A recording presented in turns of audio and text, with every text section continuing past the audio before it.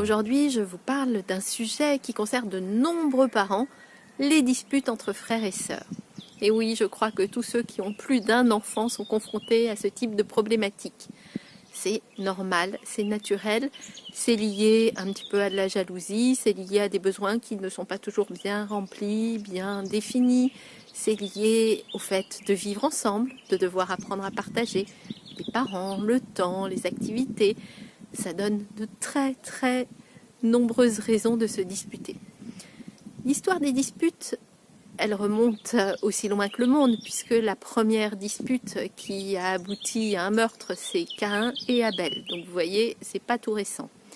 Mais ce que l'on peut noter, c'est qu'il va falloir utiliser de différentes stratégies, parce que toutes les disputes ne doivent pas être gérées de la même façon. Et c'est tellement complexe que je vais même vous faire 2 vidéos sur ces disputes. La première aujourd'hui, nous allons parler des petites disputes entre enfants traditionnelles. Voilà, ils sont en train de jouer et puis tout d'un coup vous entendez que le ton monte un petit peu, que ça dégénère un tout petit peu. Et là, la question c'est, est-ce que j'interviens ou pas? Alors il y a une chose que je trouve importante à avoir en tête quand nos enfants se disputent, c'est que ça leur apprend la vie en communauté. Il ne faut pas oublier que ce sont grâce aux disputes que l'on arrive à repérer quelles sont des limites de l'autre, qu'est-ce qu'il peut accepter, ne pas accepter, on peut apprendre la négociation. Et si on prend une échelle d'intensité pour les disputes qui va de 0 à 10, je dirais que les disputes qui vont entre 1 et 4, globalement, on n'intervient pas. On pense à ses prochaines vacances, à sa sortie du confinement, on pense à tout ce qui nous met en joie, au dernier film qu'on a vu, et on les laisse gérer. Mais attention, on garde une oreille attentive, parce que si ça dégénère, là, ils auront besoin de nous. Deuxième niveau de dispute, le ton monte un peu, et sur une échelle de 0 à 10, cette fois-ci, on est entre 5 et 7. Ce niveau de dispute demande une bonne implication des parents, et c'est de celle-là dont je vous parlerai lors de ma prochaine vidéo. Et puis, dernier niveau de dispute, alors là, c'est la guerre nucléaire. On est entre 8 et 10 sur l'échelle des disputes. Les enfants n'arrivent plus du tout à se contrôler, ils sont hors contrôle, ils hurlent, ils sont capables de se taper dessus.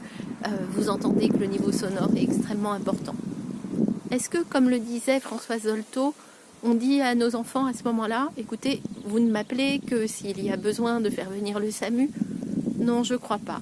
Parce que dans ce cas de dispute qui est entre 8 et 10, il y a un vrai danger pour nos enfants, le danger de ne pas être capable de se contrôler et de faire vraiment mal à l'autre, et en plus de ça, de s'en vouloir après, et de ne pas forcément le reconnaître.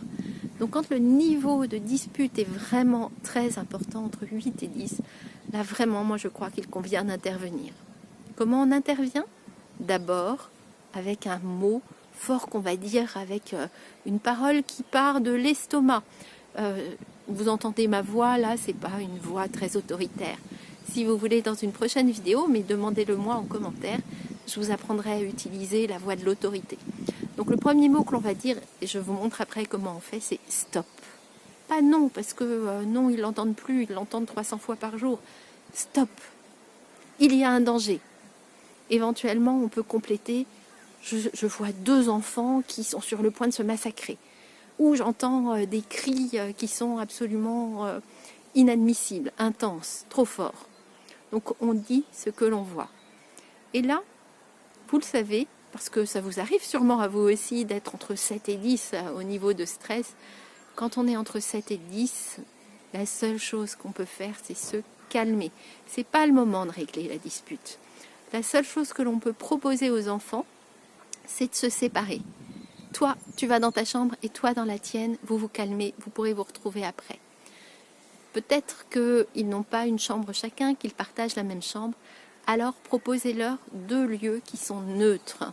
Attention à ne pas dire toi tu vas dans ta chambre et toi tu restes avec moi, parce que celui qui reste avec vous, eh bien c'est celui qui aura l'impression d'avoir gagné. S'ils sont un peu plus vieux, c'est celui qui part dans sa chambre qui aura l'impression d'avoir gagné. Alors quand on veut régler les situations de dispute, il faut ni gagnant, ni perdant, parce que ça marche pas du tout. Je vous redis cette fois-ci avec ma voix un peu autoritaire, comment on peut redire ce fameux stop. Stop! Je vois 2 enfants en train de se disputer, vous vous arrêtez immédiatement, ou je vous sépare. Vous entendez, ma voix, elle est plus grave, elle est forte. Je ne suis pas en train ni de les insulter, ni quoi que ce soit, mais j'utilise mon autorité naturelle pour qu'ils entendent ma voix, alors que vraiment ils sont en train de vivre des choses qui sont compliquées pour eux. Une fois qu'ils se sont séparés, quand ils estiment que le calme est revenu, alors vous pourrez les retrouver et vous pourrez mettre en place une résolution de problème, comme ce qu'on va utiliser dans le niveau des disputes entre 5 et 7, que je vous explique dans une prochaine vidéo. N'hésitez pas à vous abonner. Je vous rappelle, pour vous abonner, c'est la petite flèche qui est ici, en bas à droite de votre écran. Mettez des commentaires, je me ferai un plaisir d'y répondre et puis je vous dis à très bientôt.